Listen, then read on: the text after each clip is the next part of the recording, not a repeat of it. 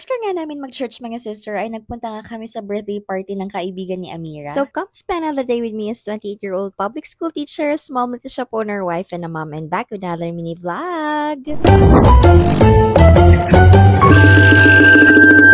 Hinihintay na nga lang namin yung asawa ko dyan mga sister at pagkatapos doon ay aalis na rin kami ng church. Magpapalit nga lang kami ng damit namin mga mi at pupunta na nga kami doon sa may swimming pool sa may resort. Malapit nga lang sa bahay yun mga mima at hindi na rin kami nagtagal. For the go na nga ang mga person kasi lunchtime nga ito mga mima. At syempre for the excited nga si auntie ninyo, char. Nandito kami sa Family Center Point mga sis kasi birthday nga ni Bianca yung friend nga ni Amira. Aba mga mima, kabilang street nga lang namin ito kaya mabilis nga lang kami nakapunta dyan. Nag-lunch nga lang kami mga sis pagkatapos doon ay naligo na rin si auntie ninyo. Kasi si Amira mga sis kapag nakakita nga ng tubig, parang nga siyang tinatawag charing. And then ayun mga sis, si Amira nga nagpaalam dyan kung pwede nga siyang pumunta dyan sa may trampoline. Nung una nga mga mima ay hindi ko nga pinayagan kasi nga medyo mainit pa. Pero nung may nakita na nga kami mga sister na nag-trampoline, sabi namin ay for the go na nga ang person kasi parang hindi naman nainitan yung mga nag-trampoline charing. So ayun, saglit nga lang sila Amira dyan mga sister. Syempre for the bantay ang aking asawa dyan. Tapos ayun mga sis, yung friend nga niya na si Bianca. Busy nga siya, syempre ang dami niyang mga kakilala doon, ang dami niyang friends kasi siya nga yung may birthday, diba? Itong si Amira nga mga mima, nakahanap nga ng friendship niya, o diba? Parang ilang minuto pa nga lang sila magkakilala mga sis. Actually, hindi nga sila magkakilala since hindi nga alam ni Amira yung name ng babae. Pero ako nga mga mima, tinanong ko nga yung girl ko ano nga name niya. At ayun, tamang bantay nga lang kami sa Gedli, charing. Actually mga sis, sabi ko nga kay Amira hanggang 3 PM nga lang kami. Hanggang nag-extend ng 10 minutes, 15 minutes, hanggang naging alas 4 na mga michar. So ayun, pinabayaan lang namin si Amira mga sis. Since parang for the first time ko siyang nakita na hindi siya masyadong nahiya. Kasi hindi niya nga kakilala yung mga tao dyan sa pool mga mima. Eh ang usapan mga mima, maliligo nga rin tong asawa ko kasi tinamad siya. Tapos ayun, pinagmamasdan lang namin siyang makipagkaibigan sa iba mga mima. Aba, for the grown up na nga talaga itong baby shark namin, char. Tapos dito mga sister, sabi ko, uwi na nga kami since parang mga 4 na nga niyan. Or quarter to 4 ganon. Since puro extend nga ng 5 minutes itong si auntie ninyo, sabi ko ay 3 ikot na nga lang sila dyan sa swimming pool at uuwi na nga kami. Tapos ayun, ine-enjoy na nga lang ng 2 bagets mga mima. Tapos medyo pinapatagal nga nila yung ikot nila, char. Tapos ayun, medyo lumayo pa nga sila mga mima. Tapos parang medyo nag-uusap sila ng masinsinan dyan, charing. And then ayun, tinawag ko na nga si Amir mga sis since naka-3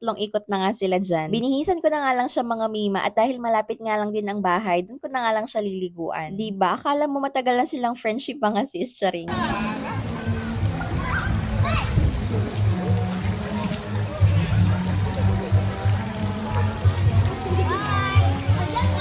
So, alam mo na for today's video. Thank you guys for watching. Bye! Bye, bye.